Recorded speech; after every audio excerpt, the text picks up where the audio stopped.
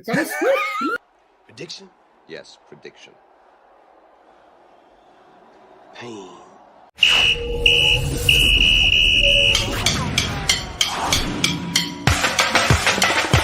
We run the clock, Super 16, it's the cream of the crop. College football, time of year, don't stop. You're adding this guy. Just another go dome with the courage, heart, skill, and will. Bringing you the best 16, serving up a plate for the football fiends. Breaking the best 16 college teams.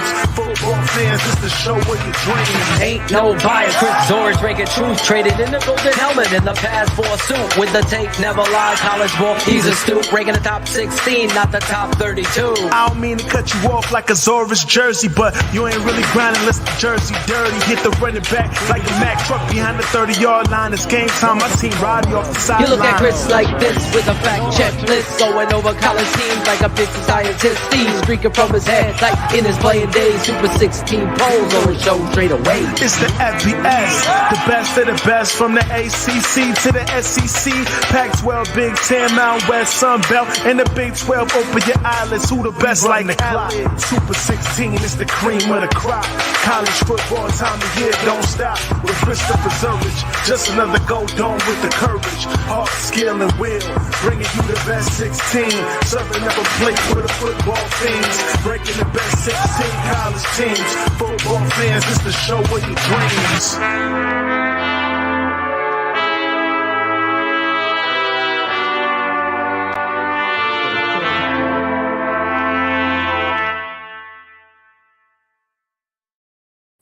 Hello, everyone, and welcome to a special edition of the Super 16. We normally say poll show, but we're going to say bowl show, where we take a look at several of the bowls that have already been played and also some upcoming bowls. Also, we're going to touch a little bit about couple little college football tidbits, so to speak. We got a whole bunch of stuff going on. I think everybody and their mama has jumped in the transfer portal. That's something we're going to talk about. Also, the amazing fact that Bryce Young and Will Anderson may play in the bowl game against Kansas State. They are the amazing quarterback and the phenomenal defensive player for Alabama, which is really unique and crazy these days when they're not competing for the national championship. But we'll get a chance to get back to that. I want to thank the Football Writers Association of America for allowing me to do this, and the National Football Foundation, which awards the College Football Hall of Fame every year. The banquet was just a couple weeks ago, and we actually inducted a new class, so we're very excited about that. Unfortunately, there were not any Golden Domers in this class, but hopefully we'll have some in the next class. And before we start to get rolling, I'd like to bring in Philotosian. Is that the proper pronunciation after 2 years of knowing you? Phil? Number 2, Michigan. Very good. Thank you. There we go. Number one, Michigan. You're blurrier than Cairo Santos' effort on his extra point. Yeah. I'm blurrier? Yeah, you look blurry. I don't know. I don't know what to do, man. It thinks like it's your internet connection. Are you getting like those Wi-Fi signals on your screen? Nope. I haven't Upper got left. that. Nope. No. Dang. Cherie, is it me or do you see it too? Blurry Chris. Yeah, he is. She's saying. Blurry me. I don't know. Are you hardwired into the stream? I am not hardwired into the stream. That might be it. Your signal's getting lost. I think the wife is probably ordering you some Christmas gifts and shit. Oh, that's good. Yeah, the Super 16 Bowl Show. There you go. I like that. The Bowl Show. Happy holidays, Chris. See, happy holidays. Like Frosty. Happy holidays. I feel like Frank singing, you know? Exciting times. What's your favorite Sinatra song? Chicago, of course. Oh, okay. Are you being And Frank is biased one to of my that? yeah, for sure. I mean, he sings a great I New like York. I mean, the that's summer wind. love The the summer summer wind. wind Oh man, came Frank is my blowing guy. in from across the How about this? sea. What's your favorite Christmas carol? Favorite Christmas carol is definitely Christmas "Have song. Yourself a Merry Little Christmas." Okay. I Any just love particular that artist song. version or Nah, I don't have one off the top of my head, but I love that song. And then what's his name? God, I just lost his name. I had it. Chestnuts roasting. Nat King Cole? Nat King Cole. Thank That's you. my favorite. Is it? Yes. Yeah. I like I how think it it's actually started. called a Christmas song, I think. I think it I is. mean, I call it Chestnuts Roasting on Open Fire, but that's probably not the name of it. So. Cherie's throwing her. Hey. The Tempt. I don't think I've heard that. That's I've heard Boys to Men's Silent Night. I love that. So, actually, I like that Boys to Men Christmas album. Yes, Fly Me to the Moon album. Man, we could do a Frank's show. I just found out prior to the show that Chris is a fan of Frank Sinatra. That's and why. It's not because he has a Jack Daniel Frank edition. That's not the reason why. That's not the reason why. Hey, Frank Sinatra, just a unique sound and unique voice for those Christmas. Are you in? Do you have the spirit of Christmas? Right. So I was going to say, so in Chicago, in the Chicago area, they have a station that's dedicated to Christmas carols that they start like the day after Thanksgiving. So it's 24 hours. Yeah, same here. Oh, okay. You guys got yes. Like 100.5. See, there you go. There you go. And we have I've that been same listening version. every day. But here's the thing, because I don't have this, but I love, and this might age me, but do you remember Do They Know It's Christmas by Band-Aid? It was a group that Quincy Jones put together. Yeah, I remember. And then Do they know it's Christmas time? And it was like a We Are the World Christmas version. Right, exactly. Yes. And of course, I never, you never hear it throughout the year. So I'm still waiting. I've been in the car like 1,000 times, but for some reason, they haven't had a chance to play that. So you're that guy that just waits. You won't use Spotify or. I don't have a Spotify. No? I know. Let me give you my password after the show to help you out. Give it to me now. No. No. It's actually my wife's. I'm like, why are you paying for this? She's like, I want to listen to my podcast. I want to listen to music. It's unlimited. I want to listen to your show. You're like, oh, yeah, I forgot. And then I was like, let me try this. She's like, here's the pack. Try it out. Now I'm hooked on it. I think I use it more than her. It's like Netflix, right? You it's the password to everybody, huh? Exactly. I trade passwords with people. Like, you got HBO? I got the Paramount. I got Hulu. Paramount. I got Paramount Plus. There you go. You got Peacock? Wow. I'm looking for a YouTube TV guy. That's what I need. I couldn't believe it. I don't know anybody who has YouTube TV. But go ahead, I know one person. Let me vent. The NFL Network was like the Gestapo. What happened? With their Saturday football games. Okay. It was like you only could watch it on your phone. If you don't have like cable, you couldn't get it to go on the screen of your television. Really? It wouldn't even jump, because they give you a Roku as an app, an NFL app. Right. That I pay for. And 99% of the time I can turn on the Thursday night game on the thing. But Saturday you couldn't do it. And here's the kicker, Chris. No pun intended, Chicago. Oh. It would let you watch it on your phone, but you couldn't like stream it to your television. I even tried to mirror it. I tried to mirror it. Like get away from, what is it? I forget what when you stream it up there via one of those streaming devices. I forget. It's escaping me. The Google Chromecast. Okay. Someone might have said that. I skated the Chromecast and I was like, yeah, I'm gonna be smart. My Apple I can You can mirror it. So Right. whatever's on my phone is automatically going up there. So screw that. I'm gonna beat you. Nope. They blocked that too. Really? They blocked that too. I couldn't believe it. That's it. So was it all the games on Saturday or what? I mean, All of the games on NFL Network were really? unable to be, unless you have like YouTube TV or a streaming apparatus that your Direct TV or whatever. That's the only way. And I go, this is ridiculous. But I think this is a showcase of what's to come because NFL, the Sunday Ticket is going off of Direct TV next year. Oh, I didn't know that. They haven't announced who has it yet. Apple, Google. It looks like Amazon because you see that dude. What is his name? Jeff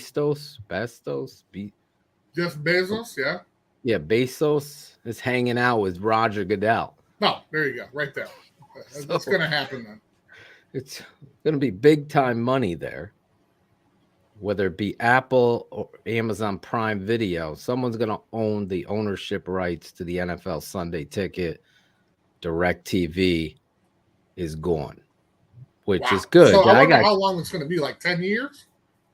I got rid of Direct TV about 6 years ago. Okay. 5. That's a whole nother story. But I don't know what the deal length is going to be with the streaming, but they have to have they clearly came up with an understanding of how to stop mirroring and streaming or casting. No, I'm sure. They did that. Well, like you said, you can watch it on your phone. The next thing is, who's going to get it? I have always believed that the NFL has been stupid because you should just charge people for their team, a seasonal pass for their team. Right. And then you would or you give that option at $100 or $150 or the whole thing at $350, $400, and you would make more. And that would make it easier for me because all I want to see is the Bears games. So as long as it's easier for you, then it's good. That's what It's good. But that would help them too because they'd make a hell of a lot more money. Speaking about the NFL, yes. Was there a game on Sunday? I was just wondering if there was a game. I actually saw a couple minutes of it. However, our guy Jalen Hurts, who we both love, at least in college, when he was at Bama, and then realized that he wasn't going to play, and then went to Oklahoma and then balled there, and everybody had their doubts about him. But guess what? He's the man. Shane's trying to get your attention here. I'm sorry. I'm paying attention to you. Yes. Are you pissed about this? This is my first time seeing it. I guess he decommitted from Notre Dame. Oh yeah, it's going to be interesting. They've had several guys kind of opt out, and the ranking that Notre Dame had is slowly kind of falling down the charts there as far as her recruiting class goes. But that's something that I plan on covering a little later. Yes, sir. I had this great transition. Now you just kind of craving attention. Cherie left his comment up there for 45 seconds. So I'm sorry. I apologize. Shane, is Chris not, or you might be frozen. Wow. Anyway, he's lost the title, smartest man. Anyway, so we have to rename him second smartest man because I'm the smartest. Oh, my bad. Wow, sorry about that. No, the Chicago Bears obviously delve into every which way of losing that you could possibly see. What we did see is a good effort, a valiant effort out there. You can't question that. But again, the coaching decisions, play calls, and some of the personnel stuff that Shane and I talked about on Bears Hour Live come just to the surface every time. And in the history of my life watching professional football, not just the Chicago Bear, I've never seen a team pass up a kick at the 31-yard line. I've just never seen that. And a lot of people get all upset. A lot of people don't understand the reality, but you never take your kicker. Like, can you not do it? I mean, I just never have seen that. It's like, get out there and play off the wind. Play off the wind. But punting from the 31, I'm like, if you're going to do that, then go for it on fourth down. Right. You know what I'm saying? Because that, to me, is a coaching buffoon show. It's just an absolute travesty. If you're going to punt, go for it then. If you're not going to kick, go for it. What are we punting at the 30? It's still bothering me because all I see is Ted and George. I don't know football, and it just bothers me. Like, these are the guys we continue to hire. Like, no, and you're still excusing it today. And if it is this, as Chubbs is saying, it's called intentionally losing, then it just smacks of just doing a disservice, not only to the fans, but to the kid number one, who clearly isn't out there to lose and is playing to maximum effort. I don't know.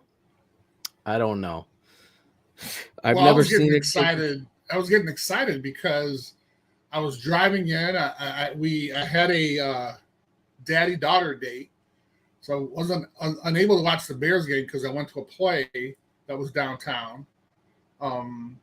So I was listening to the game coming in, and I think the Bears went up 6-3 because there was a missed PAT. Extra point. Yeah. And it wasn't because of the wind, Chris. I'm telling you, it was a complete, utter Shanko. Like Vasante for Shanko. It was just, I saw how he kicked it. It was just like kicking to the left. I'm like, oh my God. I mean, you're going to have to find yourself a kicker because you can't just rely on someone. That's 5 extra points that you've missed on the season, and 3 of them have cost you games. Oh, so that percentage is a killer. So when people, well, he's been really good inside the 40, inside the 50, he's missed 5 extra points. They call it an extra point for a reason. I get, and then we don't even count the blocked kick that he kicked like on a 28-degree angle, like right into the defensive lineman's hand. It wasn't like a 6'7" D lineman jumping up, getting his hands up. This was like 378-pounder whopper. He had a 3-inch vert. He's coming down, and his hand from hit the it. vertical. From the vertical. It's coming down. It's like, oh my God. The kicking stuff. I've lost my patience with Cairo. When he said no mas, because he literally said no mas, I can't do it. He like did the old Charlie Brown or Tiger Woods, picked up some grass and looked at the wind, and he's like, no. And I'm like, what? Then go for it. You're out of there. Let's punt. Wow. I couldn't make it up if I tried. It almost made me want to watch the World Cup. Almost. Almost. Okay. All right. Well, it's encouraging because the next game is against the Bills, right? Right. On Christmas Eve, exactly. supposed big snowstorm coming to hit you guys. in That'll Chicago. be fun. That'll be fun. Be They'll minus move 20, 12 to 18 inches of snow, according to they'll move the weather. game to South Bend. That would be dope. And play it there. Play it at. Have the Bears ever played at? Yes. They have. Yes. Look at that. When the forever they actually, so I'm sure something like that happens. So when the stadium was being rebuilt, they played in Champaign for that year. But before that, there were some issues going on with Soldier Field, and they played. I think they played one game, maybe a preseason game in South Bend. But then back in the day, like the Big Buckets during the 60s, they actually played there several times. Wow. Because at that point, that would be something they should bring back in Wrigley Field. They should bring one back. Yeah, that'd be awesome, man. It'd be like the Bears. Or do you remember way back in the day they used to have the All-Star game with that was the shit. The All-Star Bowl. Yes, the college All-Star. Yes, jeez, they would never play that again. Never ever play that again. But that'd be listen. The good thing, they took my advice. I wrote Roger Goodell about 2 years ago. I was like, listen, if you're playing this touch Pro Bowl crap, it's a true story. Then why don't you just play flag football and make it fun where these guys are ultra competitive? And then you could bring in college all-stars and play your pro all-stars in flag football. So I don't know if it's going to get to the college versus pro, but apparently the Pro Bowl are going to play flag football now. Well, that's all. So you're taking credit for that. I am. Okay. I am. All right, I'm just making sure. Okay. I am. I didn't get any money for it, but okay. All right. So you probably, out of the millions of letters he's gotten, that was probably the one and only time. Well, they're making flag football an Olympic sport now. Woo! Lord. So now all the soccer fans could say, well, they don't play football in the Olympics, do they? Wow. And I go, well, I think we've decided who is the superior talent when it comes to the football, real football.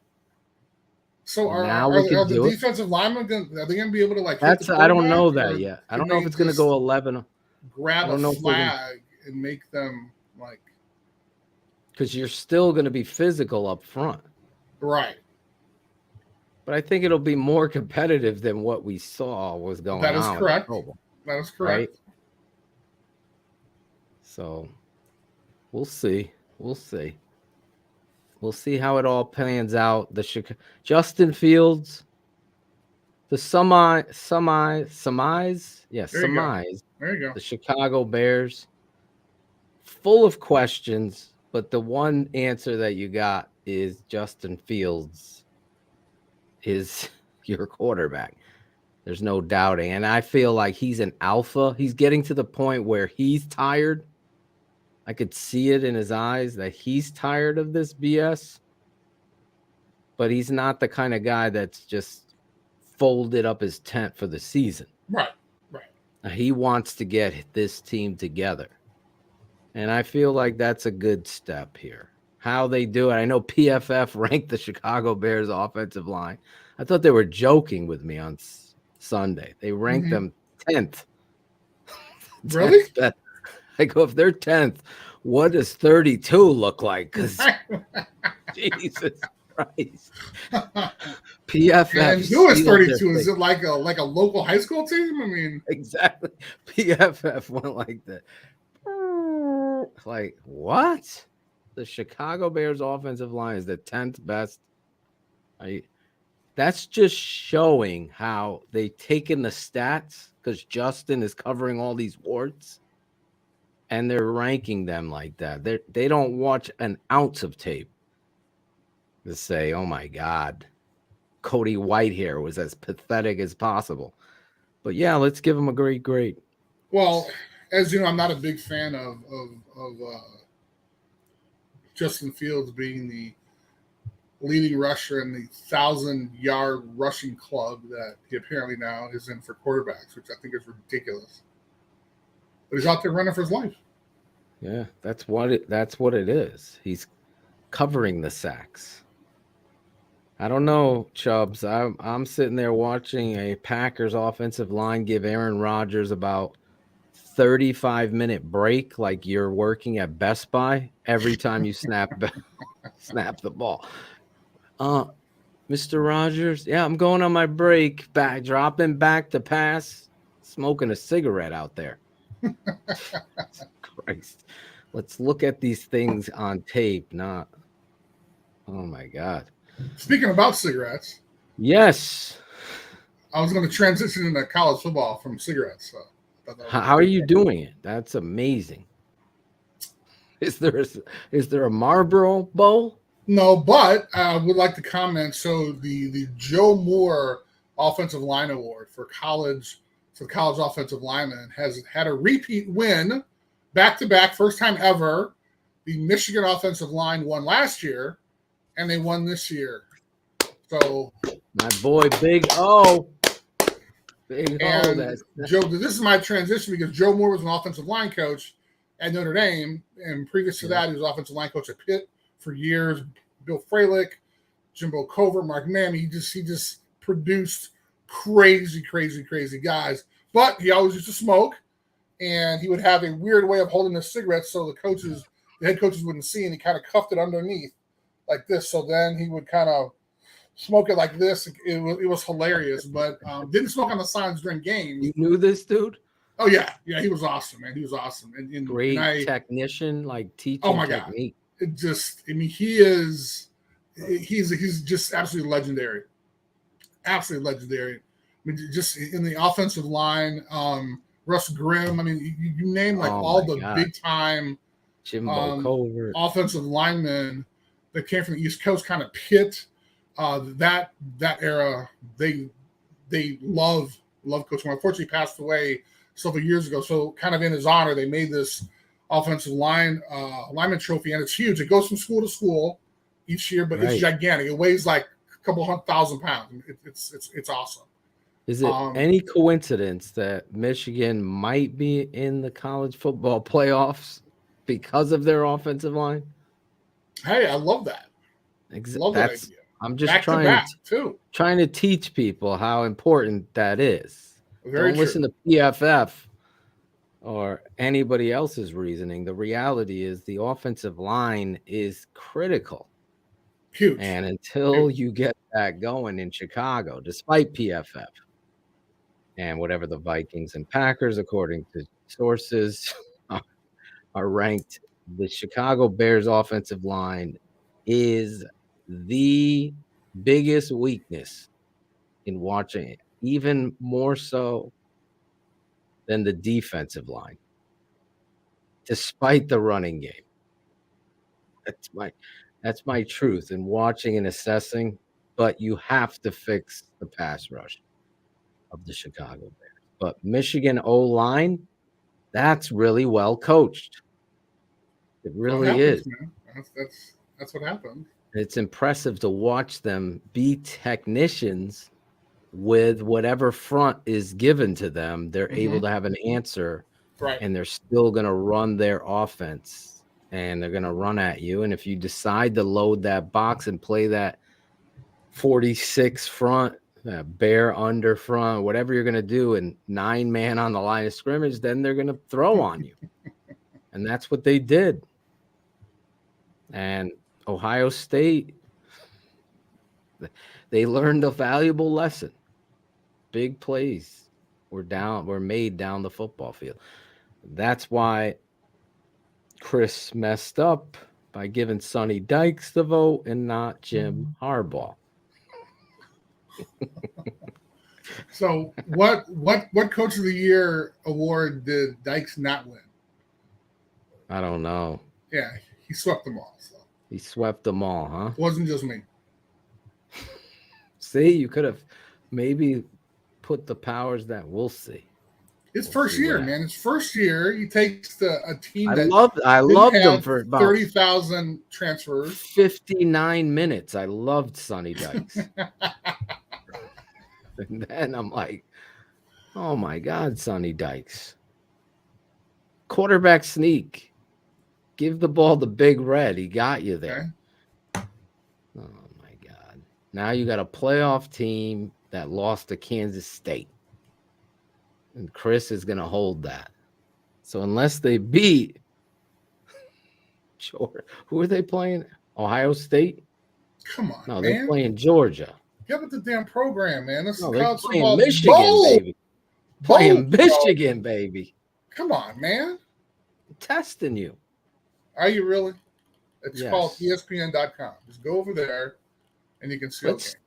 Let's talk about these bowls, Chris. Speaking about the bowl games, you had some bowls that have been played. Yes, we did. Well, first of all, before you started, what about Army Navy? Did not have a chance to see it. Heard it was kind of interesting toward the end, but I heard the helmets were awesome.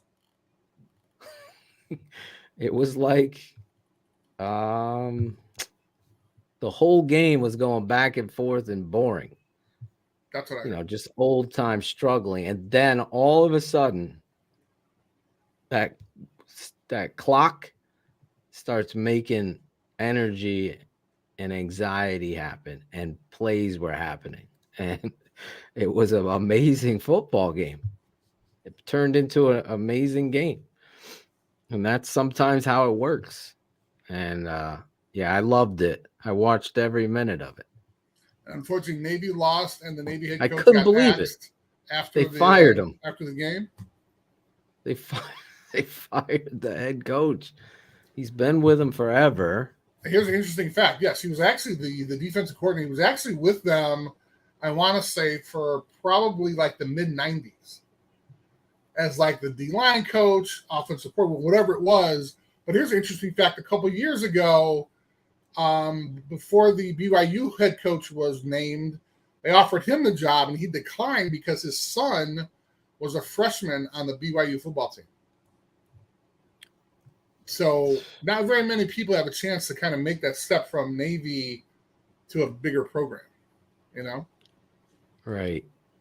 I don't know what they haven't named anybody yet, have they? Yeah, they have. So the defensive coordinator, Bruce somebody, Hartwell or something like that.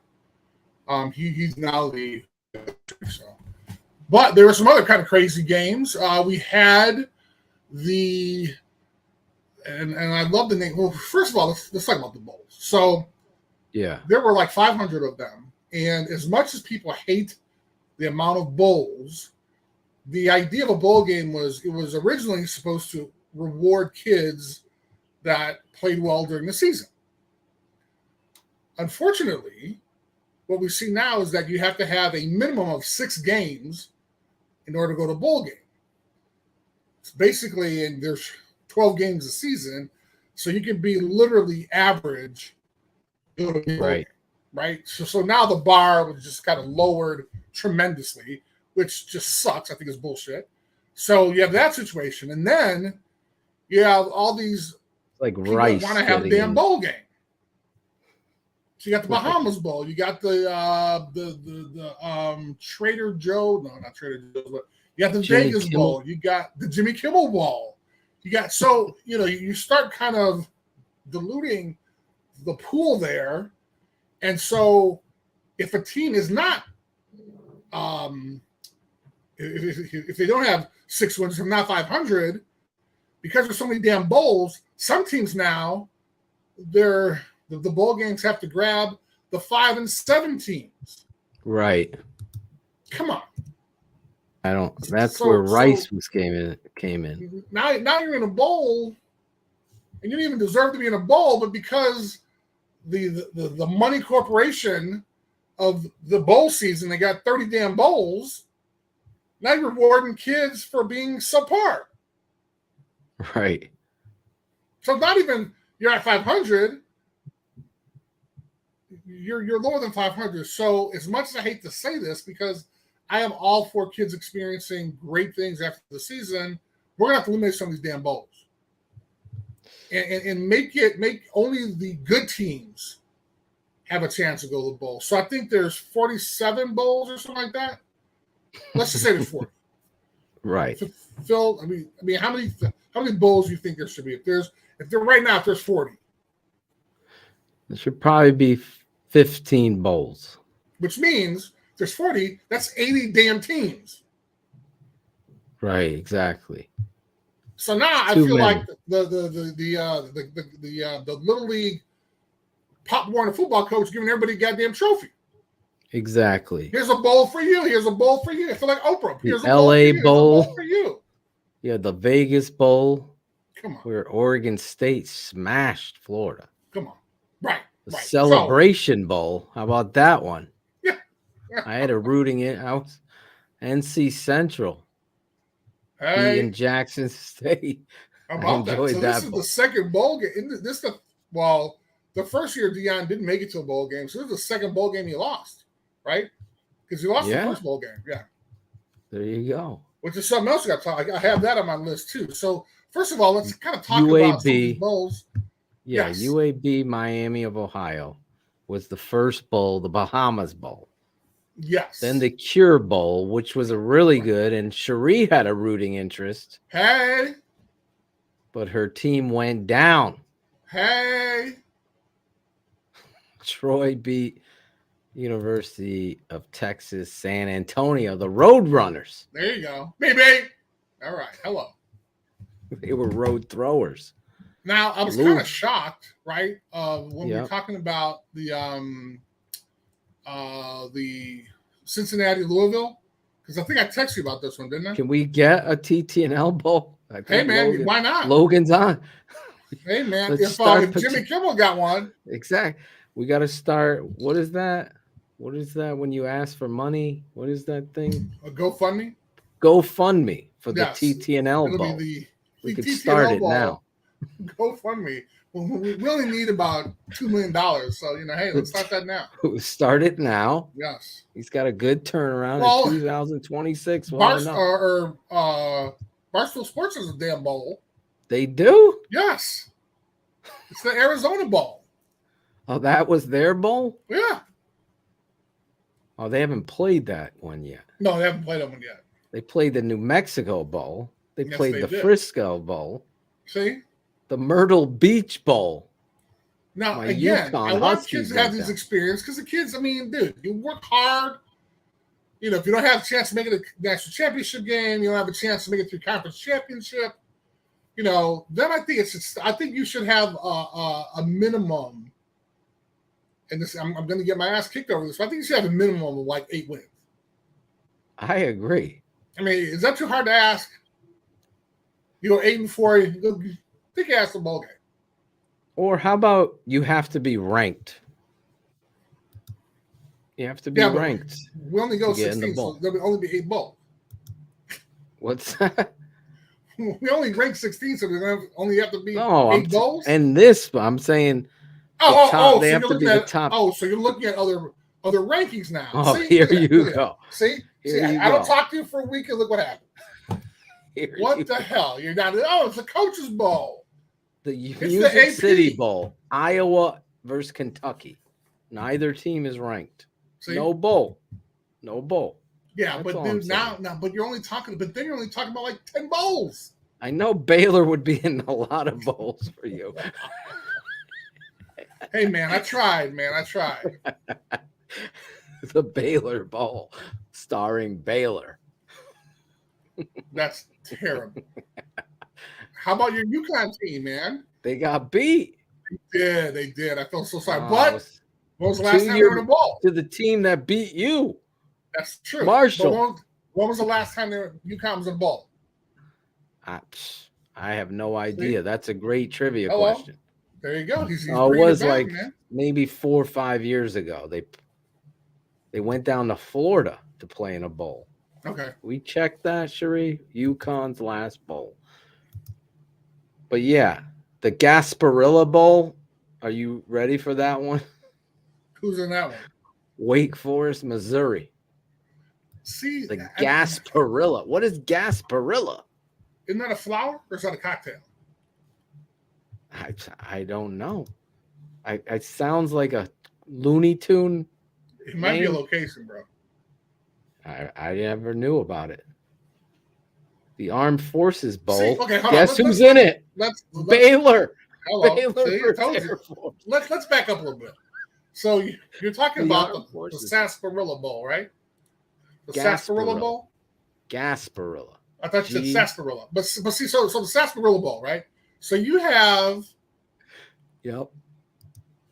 a Missouri team that's 6-6. Right. Like, I mean, I feel bad, man, because these bowl experiences for these kids are great, right? And then you have the whole controversial thing of the idea of now there you go. the top players not being in the bowl games. So now these bowl representatives, you know, are hinging on these good teams, and then the stars aren't even playing in them, you know? I truly agree with it. I And then remember every year watching the Holiday Bowl because I See? always thought that was a great bowl. Mm-hmm. They got rid of that bowl now. Well, no, I'm sure they probably renamed it like the Wasabi Bowl or the Apple Teeny Bowl or something like that, right? I have no idea. You got the standards: the rose, cotton, citrus, There you go. sugar, There you go. peach, fiesta, orange. Those were, and was the Gator Bowl? Yeah, Is I don't that think there's a one? Peach Bowl anymore. Yeah, there's a Peach Bowl. No, Oh, yeah, it is. Georgia Where? versus Ohio State's in the Peach Bowl. get out of here. I kid you not. Oh, there is the Holiday Bowl. Oregon versus North Carolina. It's there. Look at There is a that. Peach. It's Wait a back. minute. What am I thinking about then? 'Cause the Peach Bowl? Wait a minute. The Peach Bowl, man. Yeah, but The Peach Bowl is there. It's college Sharika, football can you do a semifinal. little semi-search on a Peach Bowl and see? I don't It's remember right that. here. No, I Georgia understand they're versus- right.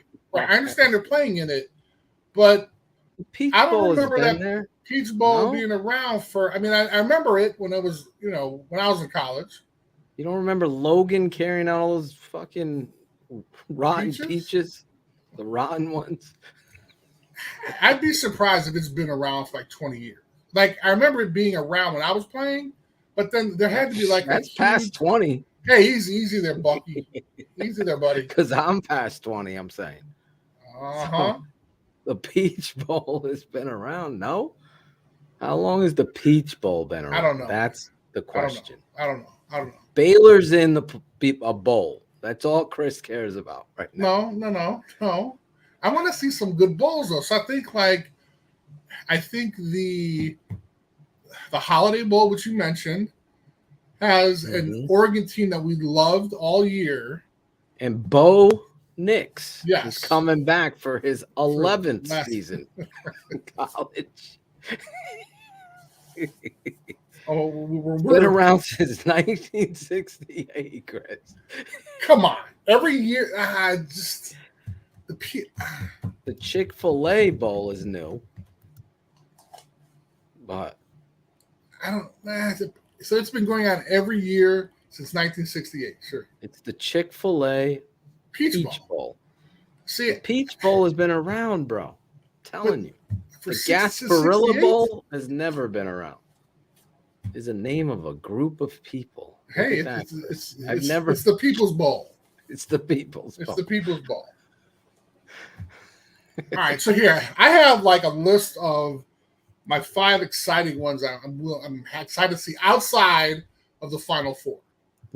Can we put the drop in? Do we have a drop? We have Chris's top 5.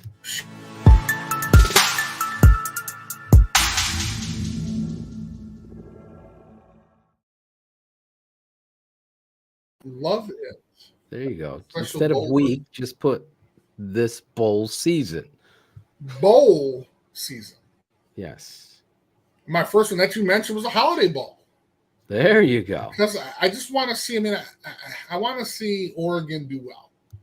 Just because they had a couple of hiccups, and they should have been in a damn conference championship. I think they're going to blow North Carolina out.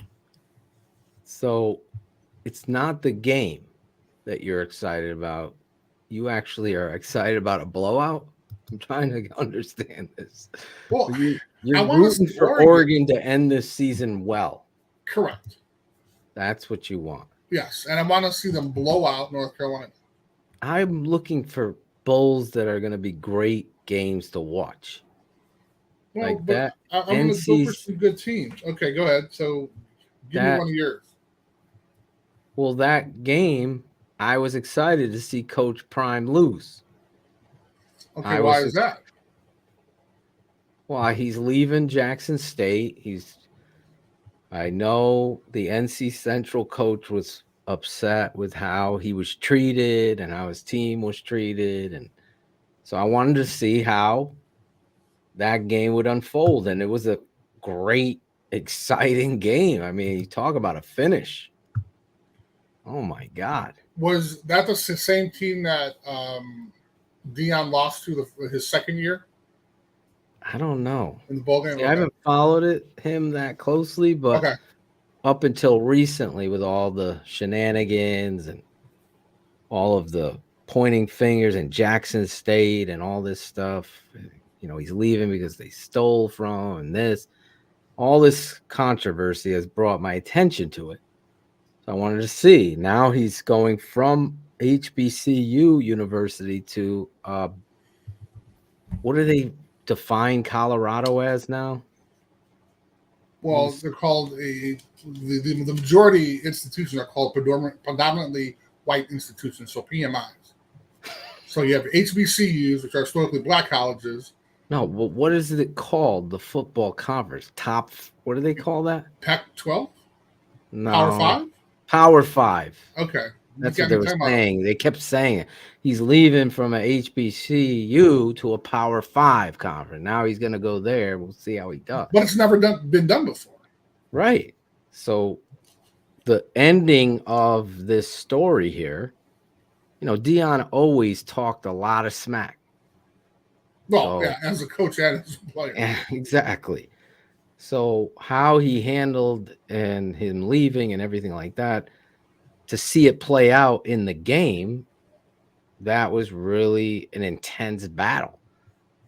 And how this is going. Now you got this kid Hunter, who's this superstar athlete playing offense and defense.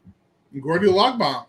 Is he going to go to Colorado and follow Coach Prime? Well, as of now, he put his name in the portal, but he hasn't made a decision.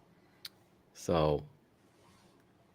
But I do have to say one thing about kind of this whole Coach Prime thing. When he was hired by Colorado, apparently the Colorado school system didn't accept transfers the way other school systems do. So part of the deal, I guess, was that they will now allow transfers in. And at the press conference, the chancellor mentioned that they now will have general study classes, which apparently they didn't have before. And they'll have teaching majors. They'll have PE major courses, and so now it's like, and then the athletic director was saying, well, this is going to help regular students too. It's like, well, how many regular students? Why didn't you do this in the first place? Number one, it's going to help regular students. It's helping us get more talent to the football program. Which apparently they need, because at the end of the press conference, somebody asked them, hey, how you going to come up with the money? And they're like, well. He's like, well, we don't have the money now, but we'll have the money. Well, that's encouraging. I can't wait to see how he does at Colorado. It's going to be interesting. I saw how they ended that. I thought that was karma going how it ended. Mm-hmm. And I want to see how this unfolds. I will say this. I do not like some of the shenanigans as a coach, and to name your son the starter without ever no competition. That was tough. I don't like that. I think he probably would like to backtrack on that. But we'll see. And then there's an interesting article in The Athletic. They're talking about the current Colorado players who jumped into the portal Mm-hmm. since kind of Prime took over. So I think that'll be interesting as well. Karma, how? Karma that you were talking a lot of smack that you were going to win this, and you treated NC. They didn't even name NC. I heard about that. Yeah. They thought they were NCA and T. Like, that is so offensive to. That's how they referred to them. Like, this was like a layup. We're going to beat these guys, and that's it. And then to have it. So that's how Karma came into playing in that bowl game, which was honestly an absolutely amazing, well-coached game. NC Central versus Jackson State, overtime. NC Central 41-34. If you haven't seen it, that's what I like about bowls. You can go back and watch some of these guys. So Yeah, it's called YouTube. Yeah. Really great game there. Check that out. There's a lot of talent there. How that kid though is a definite talent. I'll tell you that. Well, wasn't he like the number one recruit in the country, or the number one? I think he was number 2, but number 1 DB or something like that. I got a vent. Oh, sorry. The broadcasters of that. If they kept, I've never watched a broadcast where we've heard, oh, he's a 5-star recruit coming so much. It was like, well, were they trying to pump up the program, or were they trying to was it all kind of favored toward Jackson State? It's all favored toward Jackson State. It was hard to listen to. It really that's the hard part, right? Yeah. That's why I felt like even the broadcast was against. So it was really one of those Rudy-esque games that this underdog team went out there and beat. And I'll tell you what, that NC Central quarterback showed me a lot. Well, He was and a tough son of a here's gun, the that thing, kid. though, right? It's that so you have this HBCU bowl that's on ESPN. They're trying to have the hype of having Dion, Right.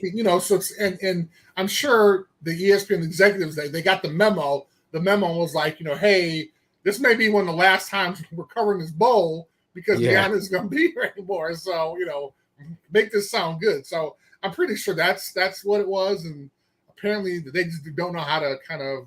If you're a Bears fan, you understand. It's like Aaron Rodgers with Collinsworth. That's how it felt. There you go. I'm like, oh my, did you just see this kid make this amazing run in this play? It was like, there was just so much bias in the broadcast. They needed to do a better job with that. But other than that, the game was just tremendous. Okay. Fresno State spanked Washington State. See? Oregon State in the Las Vegas Bowl spanked. So none of these games, Frank Gore's kid at Southern Miss, right?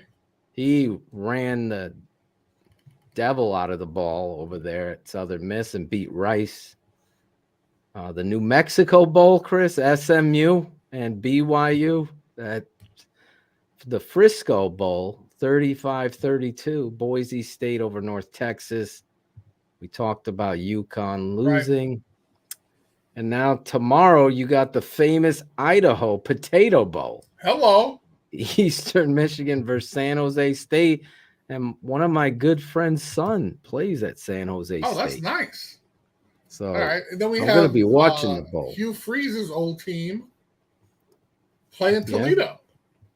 Oh, yeah. Liberty. Hello. Hugh Freeze. Will he be coaching or is he not? Is he going?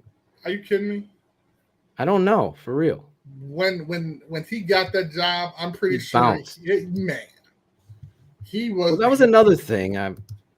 I don't know how you felt, but he took the job at Colorado, but he was still coaching Jackson State. Some coaches stay there.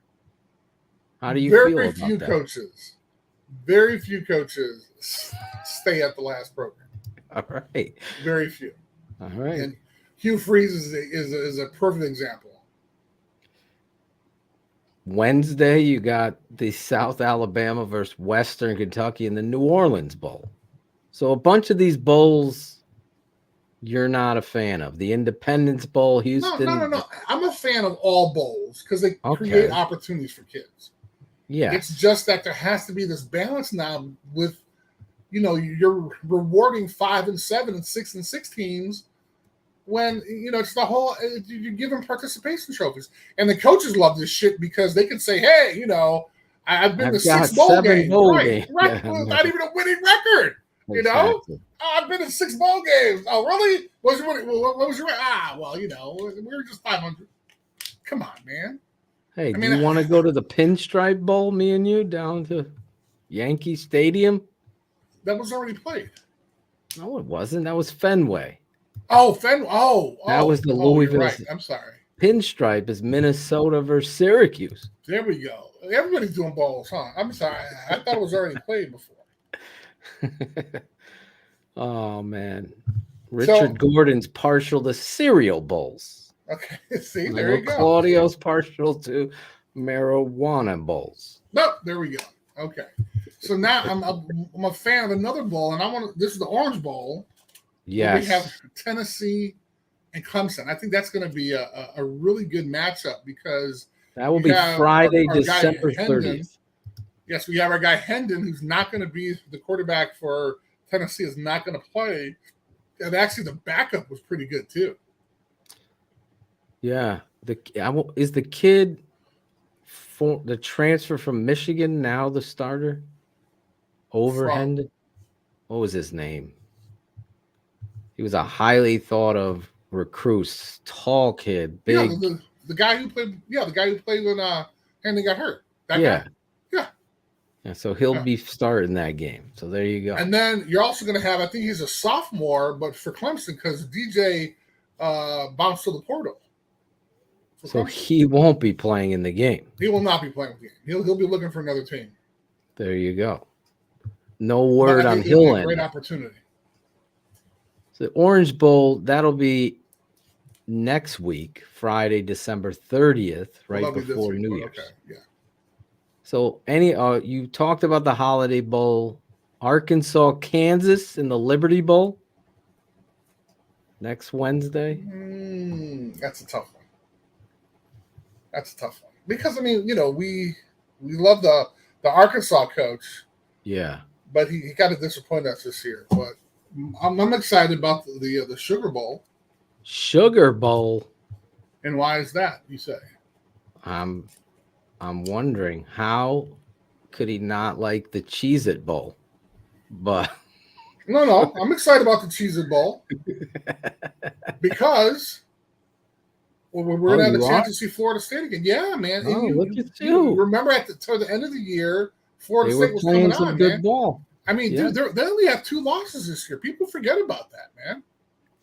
The Sugar Bowl, obviously, the team that you felt should have been in. Yes, sir.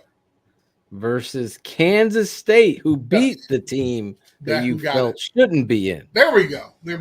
So there's your rooting interest. Well, but then there's also going to be this unique thing where Bryce Young and Will Anderson are talking about playing in that game. Yeah, I love that. Right.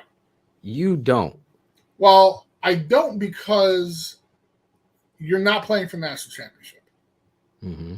And if they were to get hurt, correct. Like, and don't get me wrong. I mean, I am all for like kids playing out their time and everything, but when we start talking about opportunities and kids being used for their athletic ability, and yeah, you throw in the NIL money and everything else, but at the end of the day, will these kids play? And the fear. And I've had this for Bryce Young over a couple of years was, I hated the fact that Nick Saban kept him in when they were beating the crap out of people because I was afraid he was going to get injured. I mean, you're one injury away from not only your career, but, an injury that could cost you in the draft. You saw it with Willis McGahee, if you're old enough for that. There we go. former running back for the Miami Hurricanes. He ended Mm-hmm. up playing against Ohio State. Mm-hmm. Totally damaged his knee. Still ended up getting drafted by the Buffalo Bills, I believe, in the end of the first round. But that was a rarity. To your point, I have a rooting interest because if the Bears are at 2, Will Anderson's my guy, right? So But don't play him. he's going to be your guy, right? Exactly. You don't want right. Just sit him out. Right. Save him for the Bears. But I've seen this play itself out.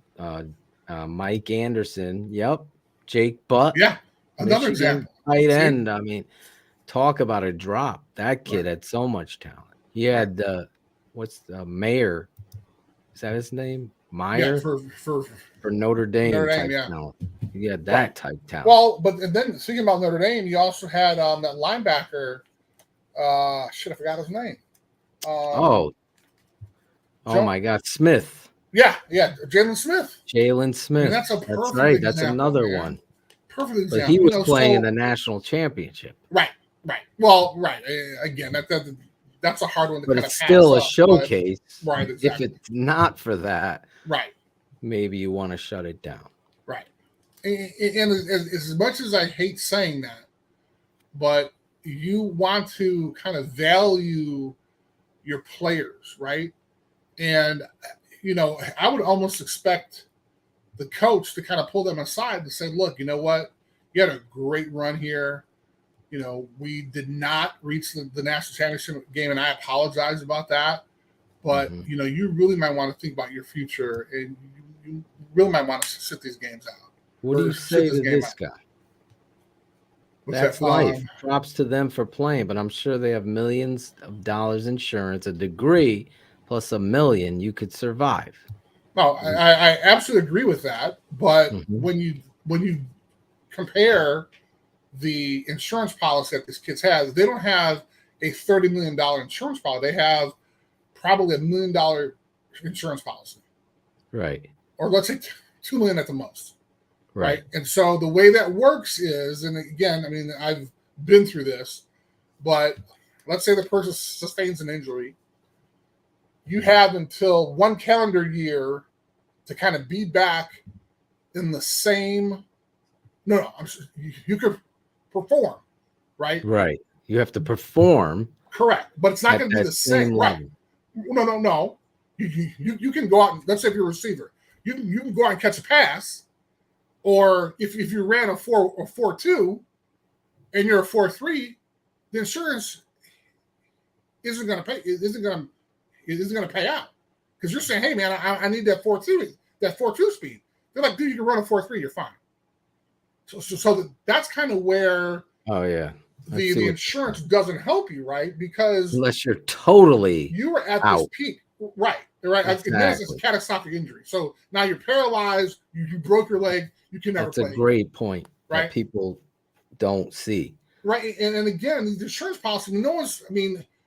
These insurance policies the insurers aren't insuring these kids for $30 million, right? I mean, right? No way. Plus, the premium would be like $500,000 anyway. But the idea, so yeah, well, hey, the kid has an insurance policy. Yeah, that's great, but it's probably for $1 million, and that insurance policy isn't going to bring you back to your 4.2 speed.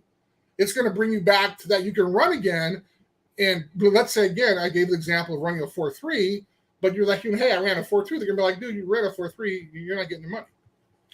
I agree with you. And the thing I fight back with what Citizen is contemplating, it's like you, Citizen, winning 30 million in the lottery, and then us saying, well, you're going to only have to take one because,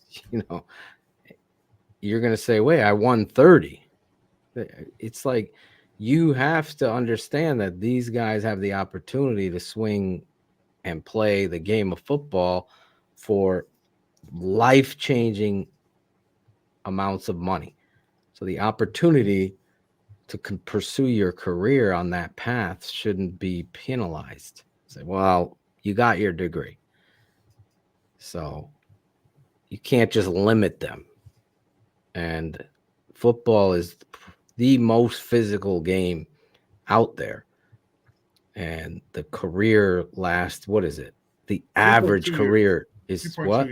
3.2 years in the NFL. So if you're lucky enough to make it. If you're lucky enough to play it in the NFL, which you were, but a lot of people aren't. And yeah, money doesn't spell happiness. Yeah, but it certainly takes care of a lot of other problems. Let's just be honest here. Otherwise, you ain't getting up every day, citizen, going to that 9 to 5 like me. And that's the truth. So we can joke about all these different things, but the fact that they're playing, says a lot about their character. It is huge. I mean, I am absolutely amazed. And again, I'm just really surprised. And maybe Nick did, and he's like, no, we're playing anyway. But it's just really tough, man. Really tough to kind of see that. And I just hope and pray that no one gets injured, any bowl. I just don't want to see that happen. Is there any other bowl that you... Of course. The next one happens to be the other game on the 30th, which is the Gator Bowl. The Gator Bowl. A up-and-coming South Carolina team playing that team in South Bend that we all love or love to hate. That's Notre Dame. From 47. From 47 to 20. There you go. 21. Well, they didn't make my bowl, but that's okay. I mean, they didn't make my Super 16. So, but I'm excited. Now, here's the challenge, right? So we all heard it was kind of interesting. We can thank Elon Musk for this, for allowing everybody to create all types of different Twitter accounts. So apparently, a couple days after they named the opponent, Spencer Rattler, there was rumor that he was going to leave and go to another school. That, unfortunately, is not true. So he will be at South Carolina. However, all of Notre Dame's stars, including Drew Pine, who was their quarterback, have left Notre Dame. That's a hell of a challenge for our buddy Marcus Freeman. Big challenge. Their quarterback, the young kid, is going to be starting, right? Tyler Buckner, yes, who started the first game and got hurt. They were so high on the kid, and he got hurt. Now he's going to be back playing, so that'll be a storyline. And obviously, the tight end's playing, though, right? Nope, he's out of there. Myers he's out out there. too? Yep, he's out. So is Foskey. They're All-American defensive linemen. Oh, my God. Yes. Oh, my God. I didn't hear about the tight end. Yes. It'll be craziness. So Spencer's going to be counting his touchdowns. Yes, exactly. I love that little we know we got that freshman corner, though, for Notre Dame. Yes. He's number Hamilton. 20. He's going to have Yes. something to say about it. Yes. No, I'm not Hamilton. Harrison, I think. Harrison. Something like that. Yeah. So and I think that they're going to have to get a huge game out of their running backs. And on the defensive side, they're going to have to stop them. And it's going to be hard. I mean, if anybody watched the last two games that South Carolina had, I mean, they were great. They were teams that they were supposed to lose to, and they wound up just balling. And the first one we're going to talk about is Tennessee. They just beat the crap out of Tennessee, and Tennessee was supposed to kill them. Right. Pulling the upset. They're on the hot streak. So is Notre Dame, except for the skid that they had against USC. Down the stretch, you got hot Spencer Rattler. That's going to be 3:30 game on the 30th, that Friday. And then my last bowl on our 5 is the Cheez-It Bowl. The one that you I was mentioned right. before. Yes, see? Look at you, man. Even though we haven't talked in a while, we still have that vibe, man. And we still got it, Chris. And again, the reason why I want to see really want to see Florida State play again, because, and I said this before, I mean, they had a great first game. They beat LSU. Everybody thought they were going to do some stuff. Unfortunately, season didn't turn out the way they wanted. They wound up suffering those 3 losses in the middle of the season to Wake Forest, NC State, and Clemson. But after that, they won all their games. Yeah, they have turned it around. I really like the coach there. Yeah, what he's doing. The quarterback there, He's got a lot of tools in his toolbox. He's an athlete. He can move, throws the ball, makes some critical throws. It's going to be exciting to see that game. I like that pick. And is Oklahoma. They went out there and smashed somebody. Who did they? Oklahoma State. They spanked them, right? But the quarterback actually jumped into the transfer portal. So now they're going to be playing a young kid. Right. So the starting quarterback jumped into the transfer portal.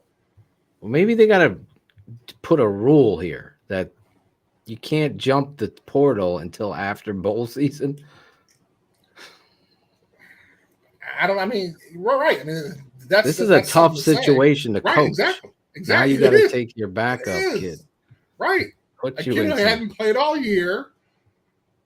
So again, it's the value of these bowls, right? If you're not playing for the national championship, if you aren't in the New Year's 6 bowls that they call, so these other bowl sponsors, they want the top names in their bowls, but it turns out that they're leaving. They're not even playing in the game.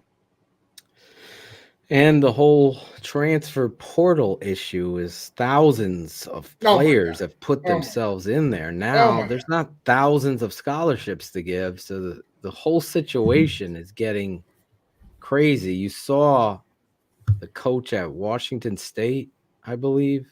He came out and was speaking. We got coaches calling our kids, offering them NIL stuff. It is a battlefield of craziness that's going on in this secondary type of recruiting chaos.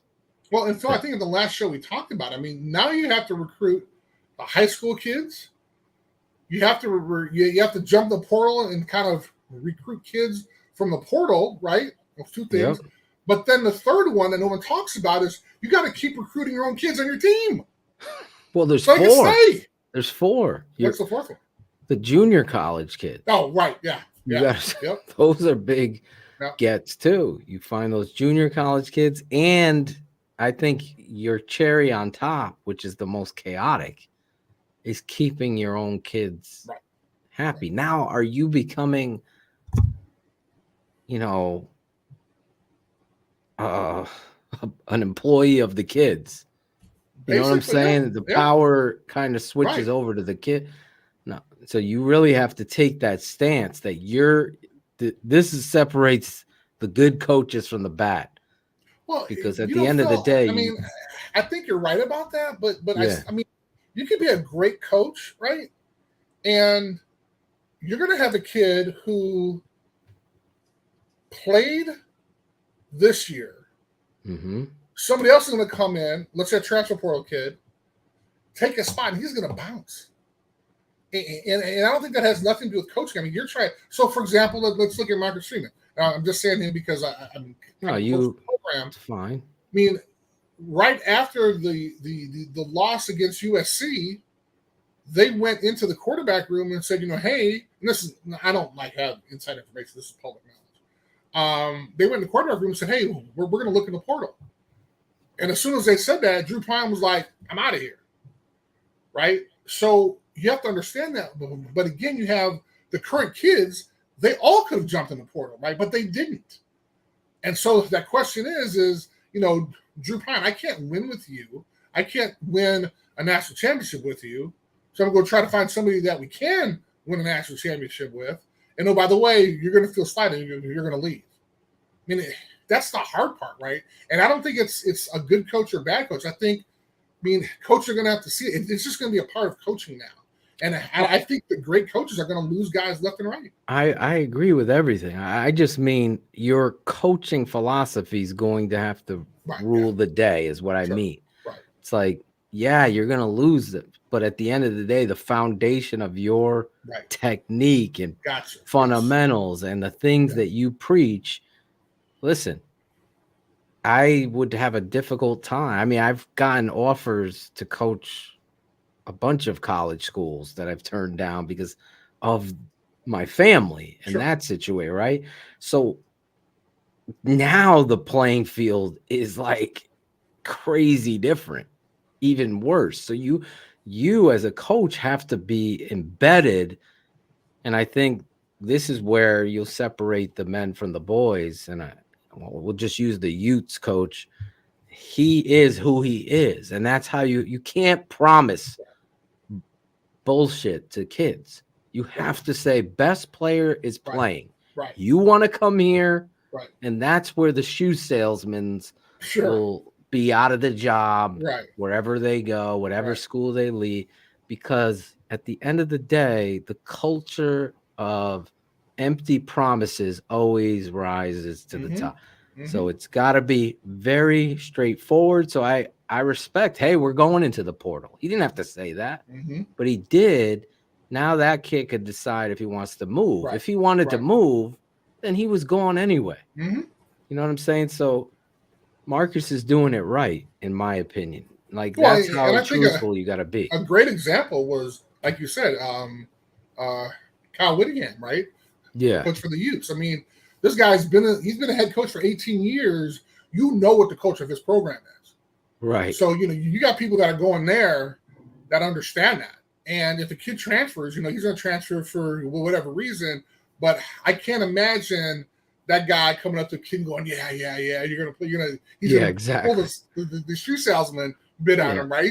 And I guarantee he probably won't do that. And so, like you were saying, the coaches that have the good cultures will succeed no matter what. Exactly. Because at the end of the day, your whole team is not jumping in the portal, right? Exactly. So you're going to have a handful of guys jump into the portal. And then another thing, kind of, you referred to this earlier, there's only a certain number of scholarships. And so what a lot of folks might not understand is a kid could put their name in the portal. And I think I mentioned to you this. So the portal started in 2018 when I was the athletic director at Chicago State. And we had a basketball player put his name in the portal. And we're like, dude, we're Chicago State, and, we're like 0-15, and, you're putting your name in the portal. Where do you think you're going? Oh, I got some opportunities. Well, turn out didn't happen. But I just say that to say that kids who put their name in the portal, they're not guaranteed to go anywhere. Right. And think about it. When you jump in the portal, you're like leaving your school behind. Like, you're leaving your team. If it doesn't work out, you're not going to be welcome back. It's a serious situation that's going down, obviously one with which we've never seen ever. And it's become, on one hand, you're fighting because of what Cherie and HL were talking about. Billions of dollars were being made off of these players like yourself, your jersey sales, Marshall Faulk, Tim Tebow, all the way down, Desmond Howard, just thinking some of the guys back in the day where I saw all of these people everywhere, no matter what state, wearing that player's jerseys. They weren't seeing any of that money. So you fight for that, and now you get that. Now with that comes this and NIL money now too. So now there's several layers that are going on, and who's policing this stuff? A great documentary for you to watch is the SMU one with Eric Dickerson and Craig James. I forget what it was called. I think it was, when did the Pony Express or the Pony Express, behind the Pony Express or something like that? Oh, it's a great, just to give you a sense of what was going down in recruiting. That was in the freaking late 70s, early 80s.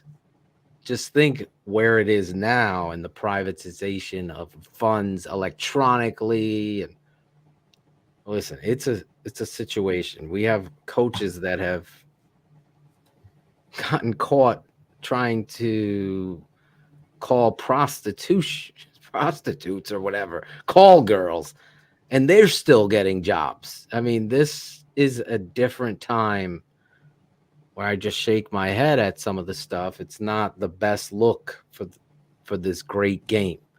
So somebody has to step in and kind of get some margins for these lanes. Sure.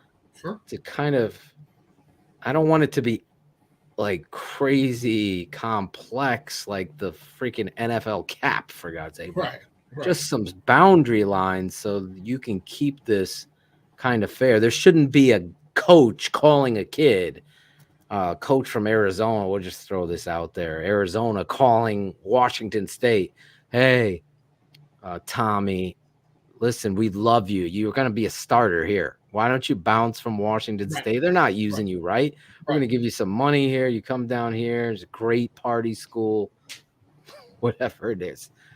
That stuff can't, I mean, that's just against what this should be. So something's got to be done. You know, Citizen had a great point by saying that, you know, maybe the portal should have been created for those teams whose coaches left, right? Exactly. And that's really kind of what you would look at. And just along with that, say that student athlete wouldn't lose a year, you know, if they want to transfer. But, you know, now, like, literally it is the wild, wild west. And coaches don't even know what's going on. And I've talked to several college coaches, and they're just kind of laughing behind the scenes going, this is crazy. Like, they're just waiting for another shoe to drop. Like exactly. What else could possibly go on here that hasn't already? I mean, they have allowed the coaches they were able to kind of use their influence. So there's a period, there's 2 periods throughout the year for the transfer portals to have effect. It's from December 5th to January 16th. And then there's another period in March, I believe, or May for the second recruiting period. So at least they're able to kind of combat that. But at the end of the day, I mean, you still don't even know who your roster is. And so I know we joked before, the whiteboard in the coach's room, right, that has all the names on there, what years the kids are, you know, what years the kids are. Man, it's a damn circle. It's a free for all. They're just kind of throwing up names and see who's going to stick, right? Because crazy. I mean, no one knows what the hell's going to happen, and you got big time players that are leaving programs, and coaches are surprised, you know, and it's just frustrating as fans of the game to watch, right? So I'm sure your peripheral fan, the fan that kind of just watches college football just because maybe they went to the school, so they won't understand what's going on. But it's the crazy knuckleheads like us that kind of love this game and love to watch like smaller schools play each other, or D3 schools, or other schools that we may not have had any association with, but we enjoy watching the game. And to your point, this kind of level of audacity, I think it should be predicated a green light if your coach has left and a new coach has gone in, should be given to the 2 schools where the one is leaving and the one is, you know, going. Sure. So that makes sense to what you and Citizen brought it up with you there at the same time. That I can understand because of opportunity, culture. Do they fit your philosophy? That makes sense. But to have this, and I only say this because even here at the high school level, my old high school where my father coached and I played, there's 2 high school towns. Now some parents are sending their kids to the other town, the other side of town, because they got a better, they're winning now. So I want to send my son there. They don't want to send. To have that kind of power is ridiculous to me. It's like, no, go and fairly play for what you committed to and get the education. I agree with that. And all of a sudden sports is taking over. Oh, I'm not going to get a fair shot here. I'm leaving Notre Dame and I'm going to go play at Penn State now because I'm going to get a better shot there. What was that one dude just went to school after school? JT Daniels. JT Daniels is on his 4th school. Yep.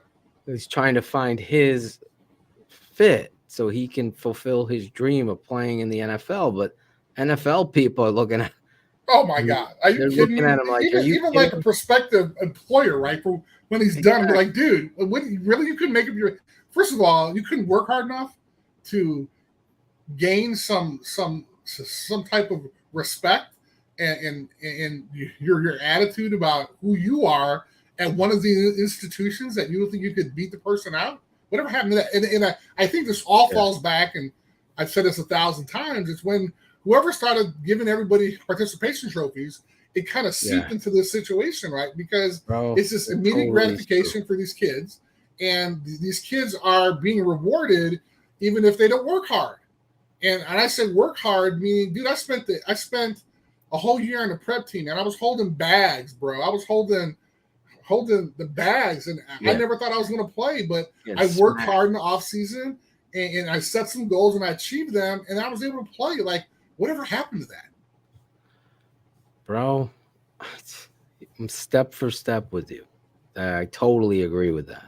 The participation the reason why awards. I could not coach nowadays, because I would be in HR's office like constantly. Then eventually they would just be asking me, they're going to say, Chris, we just say, you have to leave. You're swearing at the kids. You're pushing these kids. Their parents are calling us. You're not hitting them, but you're calling them names, and that's just not how we do it here. And I'd be like, I'm out. I couldn't coach these. I couldn't coach them. I'm telling you, I feel the same way. I'm seeing it even in my sons. There's 2 Pop Warner teams in town, and both are fighting over my sons. And my wife's like, are you going to coach? Well, how are you going to coach with the shows and the Bears? Because they play on Sundays. I go, I'm going to have to coach. Like, I just can't see my kids being not coached well. So now I have to do research on who.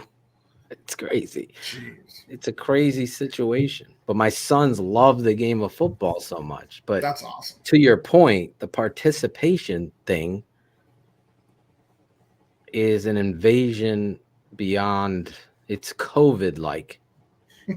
It really is. And there needs to be transfer portal boundaries, and we need to stop NIL boundaries. I mean, come on. NIL boundaries and participation boundaries. You want to give participation awards for an art class, a camp, summer camp. 56th.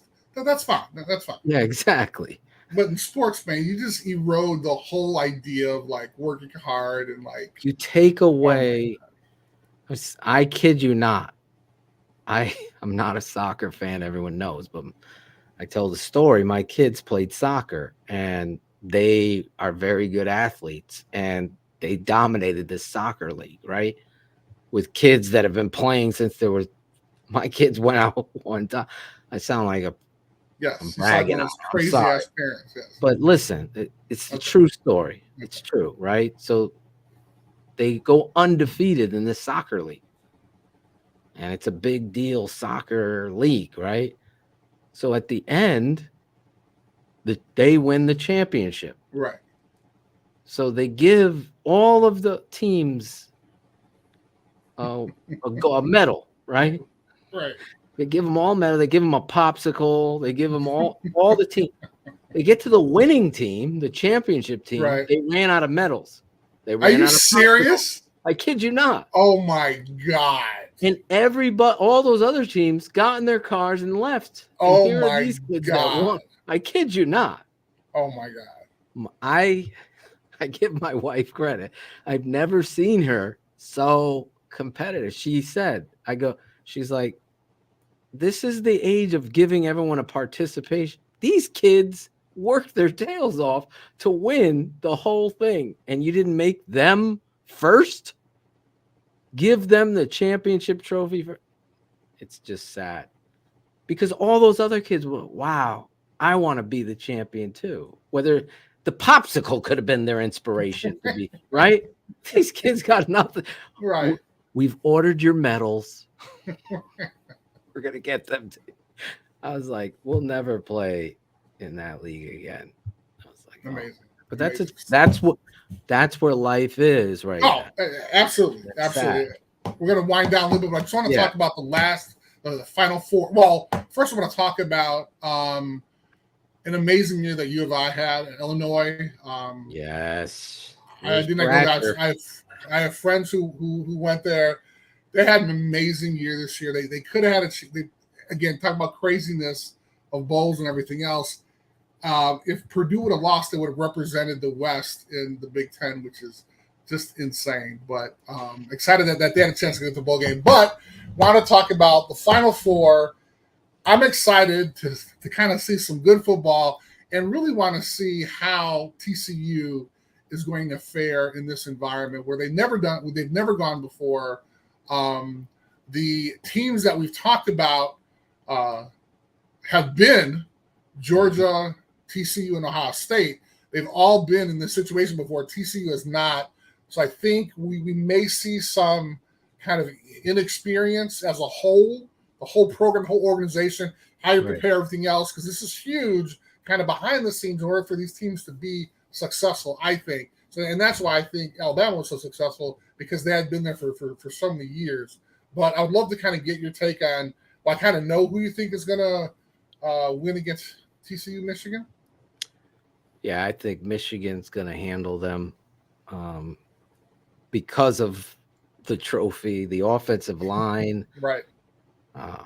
And you see these young kid growing up before your eyes, the quarterback making plays when they needed to be made over and over. It wasn't like one big play. It was the different.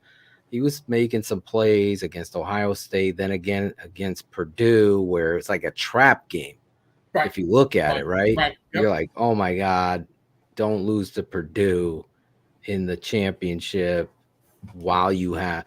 And you saw TCU do just that to Kansas State. Now, is Kansas State better than Purdue? You decide. Right. Purdue's also in a bowl game. But I think Michigan handles TCU. We're going to be breaking that stuff down, though, Chris. Yes, we are. We're excited about that. So we are going to be on an hour, maybe an hour before, hour and a half before the game, which is going to be on January 9th. It's a Monday. The game starts at 7:30 Eastern, so we'll probably be on like maybe 5 or something like that. 6? Yep. Probably 6. 6. Okay, 6. Because I know 6 my ET. commute is crazy. Oh, there you go. There you go. So 6, we'll probably be on talking about the big game. Yes. Aren't we going to come back on, though, next week? We can. We can talk about some other games if you'd like. I'd love to. I enjoy seeing and talking to everybody about. I think we should come back. Hey, I'm willing to make college football all year round. So you give me an excuse. The transfer portal. Hey, there we go. We can have a transfer portal special. Yes. Where did they land? Right. We can. Exactly. I enjoy doing this with you every Monday night. The Super 16 Bowl show today, but it's normally Bowl show. One more thing, wanted to mention the passing of Mike Leach. I was just going to bring it up. Great job. That was just kind of heartening for. Never met the guy, but just kind of what he meant to college football, college athletics as a whole. One of the more candid, kind of the regular type guys who were coaching. Willing to say kind of anything he wanted to say, and we just loved it. Just kind of excited to see kind of what happened there. He want to be rushed to the hospital and want to pass away the following day. So, huge kind of shout out to his team because they're playing in a bowl game. They're playing. Who are they playing? Oh, I just saw it. Mississippi State versus. What is it? Mississippi State, Illinois. They're playing. Illinois. God, yeah, that's right. Totally forgot about that. So. My understanding is that the defensive coordinator, I think, is taking over for that game. It may even be the new head coach. But again, just kind of, man, it's really sad to kind of see somebody in the family. Again, even though I've never met him, but really kind of understand what he meant to his team in college football. So we're kind of hate to see that happen. It's a tough loss. Tremendous inventor, just a creative mind when it came to offensive play and the spread and coming up with a lot of the concepts. His coaching tree is vast. He was a character which created kind of a wave of what we say, a bias against him because he was Sure. such a crazy character. Quirky Quirky, character, yeah. yeah.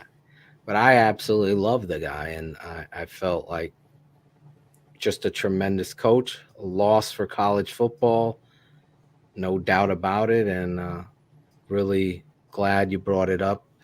And may he rest in peace. And Coach Mike Leach, appreciate him. That being said, what a show tonight, breaking down some of the bowls that occurred. We talked a lot tonight. We did. We actually covered we covered a lot. We talked about a little bit of Dion. We talked about Dion, the transfer portal, transfers, NIL. It's just something that I think that outside, or you could watch the games, and once you kind of understand watching the games, having fun, then you start learning like all this other stuff behind that goes on behind the scenes, like the portal, the NIL stuff, which either kind of can turn you on to it or really turn you off. Right. Kind of saying that, hey, this is a professional league. Now these kids are getting paid a lot of money, but at the end of the day, let's understand all the kids aren't getting paid. It's just the top 4 or 5 kids on the team are getting a lot of money. The other kids really aren't. I mean, they're getting a couple $100s to show up like the local car dealership to sign autographs. I mean, so just understand that. Don't think that, oh, there I go. Don't think that all these kids are getting millions and millions of dollars because they aren't. Well, that guy, if NIL was around back then, dude, I wouldn't even know what to do, man. Come on. You would have been helping me out right now with my Christmas bill. I'd have been like, I mean, it would have been easier for me to say no. I mean, obviously I wouldn't have, but it just, come on, man. You can't take a kid coming from my situation and give him $1 million or her $1 million. Say, okay, go ahead. Let's go play football. What? Come on, man. I was eating garbage. I was eating food out of garbage cans. Not gonna give me $1 million. I need some understanding of what to do. Well, we know what we could have done is our GoFundMe. You could have kind of funded that bowl game. The bowl game, right? The tape the never TTNL lies. Ball. Slurpee Bowl. There we go. We should get 7-Eleven to be a sponsor. That'd be great. We'll get 7-Eleven as a sponsor. Where's that graphic, Ron? There it is. There we go. That would be Slurpee fun. Bowl. The Slurpee Bowl. The TTNL Chris Zorich Slurpee Bowl. Love it. That's what we're gonna do for 2026. Hey, there you go. Yep, I like it. Every first down that would be playing over the giant jumbotron. Hey, I like it. We'll have a lot of fun. But it has to be played in like the freezing cold weather. Yes, it has to be. So you have to go to like Alaska or something. Can we get Notre Dame Stadium? Yeah, there we go. Yeah, you can rent it out and play on like the coldest day of the year, like January, like 4th. Strings. Right. Has Notre Dame ever hosted a bowl? They have never hosted. It'd be pretty hard to host a bowl. The Slurpee Bowl would be great. There we go. The 7-Eleven Slurpee Bowl at Notre Dame Stadium. Presented by TTNL. Come on. Presented by TTNL. There you go. All right. We've I've done it all. He's Chris Zorich. Cherie, the beautiful lady bear, 83 on Twitter, producing. Follow Chris Zorich all over social media. The guy is a social media connoisseur. Jeepers creepers. I wanted to wish your beautiful wife a happy birthday. Oh, thank you. I will tell her that. Please. I wrote to you, but you don't answer your Facebook or But Instagram. you have my phone number, so instead of instead of writing to me, you should have just instead of writing to me, you should have just called. I should have just called. I have 2 degrees from Notre Dame, but I say roading, so yeah. There's Chris and his beautiful wife right there. Definitely outkick my coverage. Definitely. I think we all do. Hey, hello. There we go. Well, happy birthday to her. I shall. We'll see you next week, right? Let's do this again. There'll be more topics to talk about, more bowl games. I'm sure more drama. Craziness. Yes, absolutely. Exactly. So keep it locked in. We'll be back next Monday night, 8:00 East, talking about these bowl games that are coming up, some that have occurred. Yes, it'll be called the Super 16 Bowl Show Part 2. Part 2. I like that. As we get it next week for Great us idea. all, for the great All-American. Number 50 at Notre Dame, number 97 for the Chicago Bears. Chris Zorich. I'm your guy, Draft Dr. Phil. This has been a special. Remember the ABC Christmas specials and all that? I used to live for that. Yes. Well, Well, what was your real quick? What was your favorite Christmas holiday special? Because that's what they called them back in the day. Yeah. So we didn't have all these streaming. No. I would have to say, I got excited about the Rudolph the Red-Nosed Reindeer one. It was the like, what do they call it? Fast action or those claymation ones. Yeah. Motion something. Yeah. I mean, I remember as a kid just being fascinated, like, oh man, that stuff was real, you know. So that was Rudolph, awesome. Right. And then the Heat Miser. And that's my favorite Miser one. Guy. Come on, that's man. mine. You cannot beat that. Oh, is that not the same one? I thought that was the same one. No, Rudolph had his own. Right. Then the Year Without a Santa Claus is the Heat Miser. Oh, I'm sorry. Yes. I'm Mr. There you go. Yeah. See? I'm Mr. Motion capture, I think it's 101. But there the other one was there's three of them that I loved. Rudolph, that one, and the not Heat Miser. Burger Meister, whatever. I don't remember that. Santa Claus is coming to town. That one. That's when you get the backstory, and it's called stop motion. Yes. Okay. Remember when he goes into town and none of the kids could have toys? That guy's taking them away. Burger Meister Burger. Burger Meister. Oh man, it was great. But I think the classic one I loved was the Grinch Stole Christmas. Dr. Seuss's kind of. The cartoon one. Yes, not the Jim Carrey. Not the Jim Carrey. Well, I'm just going to start the Game of Thrones backstory soon. Oh, Lord. Here we go. Well, before that, hold on. Favorite Christmas movie? I love A Christmas Story. Okay. With Ralphie and the whole Shoot Your Eye Out. But also Christmas Vacation.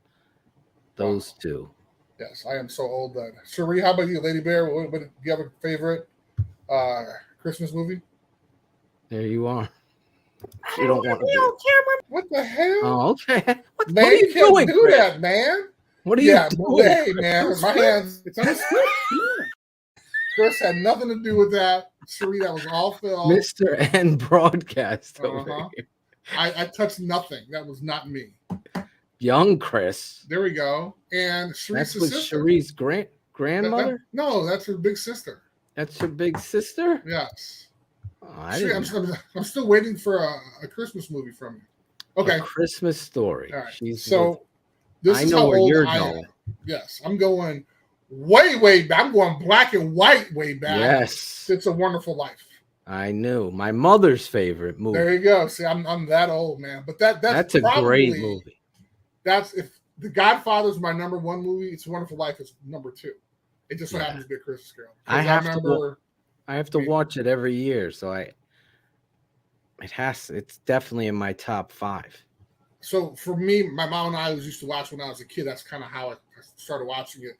And so this is kind of the only time that I really kind of hang out and think about my mom. Unfortunately, the last time I saw my mom was on Christmas of 91. And so I always watch the movie by myself, not my wife, not my kid, but by myself. I cry my eyes out watching the movie, just kind of thinking about all the great times my mom and I had. So by far, my favorite movie, my second favorite movie of all time, my favorite Christmas movie. Wow. Look at that. I'm glad I asked it because that's gold. Chris, you're the best. We'll be back next week talking more bowls. Part 2, the Super 16 Bowl Show with Chris Zorich. Thanks for watching the Super 16 Poll Show with Chris Zorich. Like, subscribe, and comment. This has been a special presentation of the Tape Never Lies Network. Performance over politics.